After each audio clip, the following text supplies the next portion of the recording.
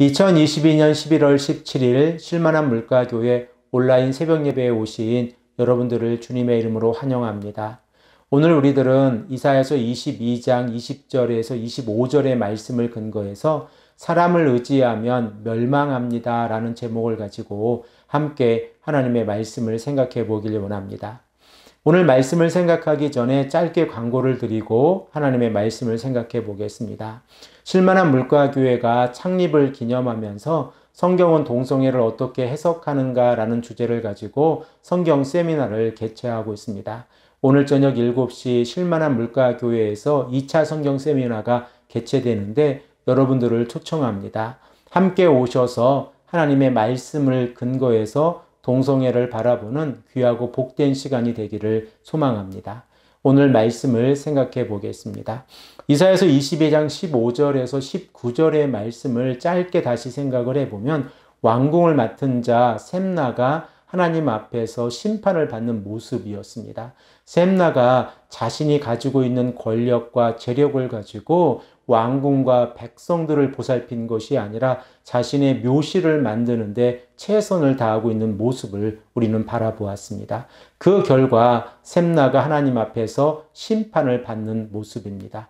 그리고 또한 이사야가 직접적으로 언급하고 있지는 않지만 셈나는 친애굽의 정책을 피면서 하나님과 대항하고 있습니다. 아수르가 남유다를 배반하였을 때에 이 남유다는 바벨론과 애굽을 의지하려고 하였습니다. 그러나 이 시간에 하나님께서는 인생을 의지하지 말고 하나님을 의지하는 것이 올바른 길이라고 말씀하고 있었습니다. 그러나 왕국 맡은 자 셈나는 친애굽의 정책을 피면서 하나님의 말씀에 대항하고 있었던 것입니다.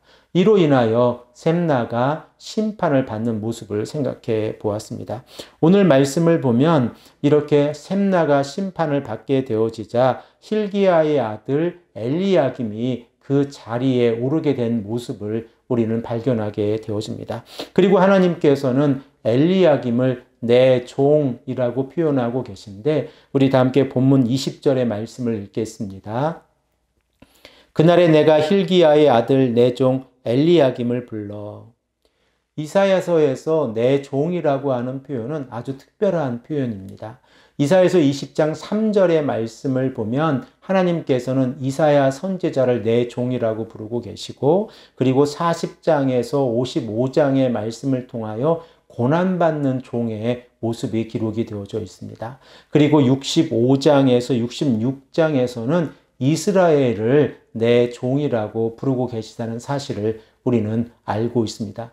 그러므로 하나님께서 엘리야김을 내 종이라고 부르고 계시다고 하면 하나님께서 엘리야김에게 원하는 그 종의 역할이 있다는 것을 우리는 깨닫게 되어집니다. 본문 21절의 말씀을 읽고 하나님께서 원하시는 모습이 어떠한 모습인가를 생각해 보겠습니다. 내 옷을 그에게 입히며 내 띠를 그에게 띄워 힘있게 하고 내 정권을 그의 손에 맡기리니 그가 예루살렘 주민과 유다 집의 아버지가 될 것이며.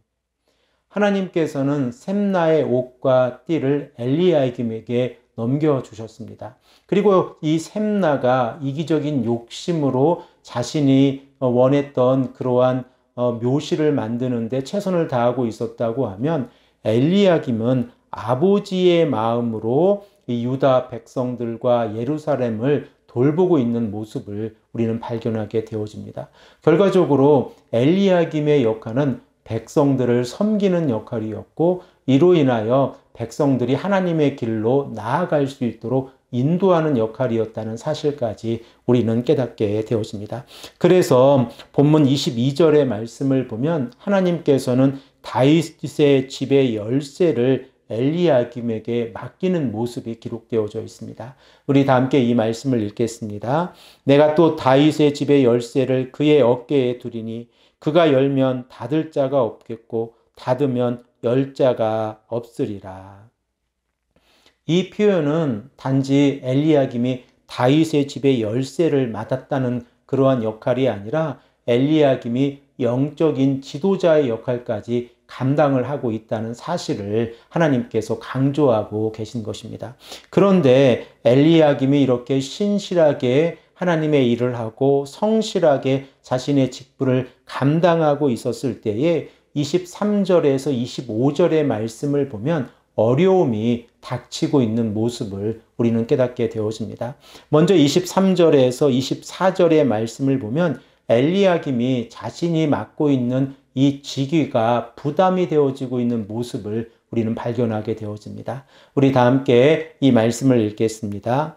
못이 단단한 곳에 박힘같이 그를 견고하게 하리니 그가 그의 아버지의 집의 영광의 보좌가 될 것이요 그의 아버지 집의 모든 영광이 그 위에 걸리리니 그 후손과 족속되는 각 작은 그릇 곧 종지로부터 모든 항아리까지니라. 하나님께서는 엘리야김을 단단한 못에 비유를 하고 있습니다. 그리고 단단한 못이 박혀 있을 때에 많은 사람들이 엘리야김을 신뢰하고 있는 모습이 기록이 되어져 있습니다. 사람들은 부러지기 쉬운 못을 의지하지 않습니다. 그러므로 엘리야김이 단단한 못의 역할을 했다고 하면 많은 사람들이 이 엘리야김을 의지하고 그리고 엘리야김과 가까운 자리에서 함께하려고 노력을 했을 것입니다. 이러한 모습들이 엘리야김에게 중압감으로 다가가고 있었다는 사실을 우리는 성경을 통하여 깨닫게 되어집니다. 그리고 이러한 중압감을 엘리야김은 감당해내지 못했습니다. 우리 다 함께 25절의 말씀을 읽고 생각해 보겠습니다. 만군의 여호와께서 이르시되 그 날에는 단단한 곳에 박혔던 못이 사그리니 그 못이 부러져 떨어짐으로 그 위에 걸린 물건이 부서지리라 하셨다 하라. 나 여호와의 말이니라. 본문 25절의 말씀을 보면 하나님께서는 하나의 비유를 통하여 엘리야김이 가지고 있었던 그 권력과 지위가 무너져 내리는 것을 표현하고 계십니다. 하나님께서는 엘리야김에게 많은 백성들의 아버지의 역할을 감당하라고 요구하셨습니다. 그러나 엘리야김이 이러한 역할을 감당했을 때에 사람들이 하나님을 의지하는 것이 아니라 엘리야김을 더 많이 의지하게 되었을 때에 그의 역할은 사가버리는 모습이 본문에 기록이 되어져 있습니다. 이로 인하여 엘리야김을 신실하게 의지했던 그 모든 사람들까지 함께 무너져 내리는 모습입니다. 우리들은 오늘 본문 말씀을 통하여 다시 한번 생각해 보게 되어집니다. 아무리 훌륭한 지도자가 있다고 할지라도 그 지도자보다 하나님을 의지하는 것이 먼저이고 우선이라고 하는 사실입니다. 우리가 하나님의 말씀을 근거해서 하나님께서 우리에게 요구하시는 그 삶의 원칙이 무엇인가를 우리가 깊이 있게 생각을 해본다고 하면 사람을 의지하는 것이 아니라 하나님을 의지하는 것입니다. 우리들은 누군가가 높은 자리에 올라가면 그 누군가를 의지하려고 합니다. 그러나 우리들의 마음의 본질적인 그 마음을 들여다 보십시오. 바로 그 순간 하나님을 잊어버리고 사람을 의지하고 있습니다. 바로 그 순간 하나님께 기도하는 자리에 나아가지 아니하고 사람을 의지하고 있다는 것입니다. 사랑하는 성도 여러분, 오직 이 땅을 살아가면서 우리가 의지해야 할 분은 하나님 한 분이시라는 것을 깨닫고 오직 하나님만을 바라보는 귀하고 복된 성도님들 그리고 복된 하루가 되시기를 간절히 축복합니다. 함께 기도드리겠습니다. 아버지 하나님 감사합니다. 오늘도 우리에게 말씀하셔서 하나님께서 원하시는 삶이 인생을 의지하는 것이 아니라 하나님을 의지하는 삶이라는 것을 다시 한번 깨닫게 하시니 감사합니다.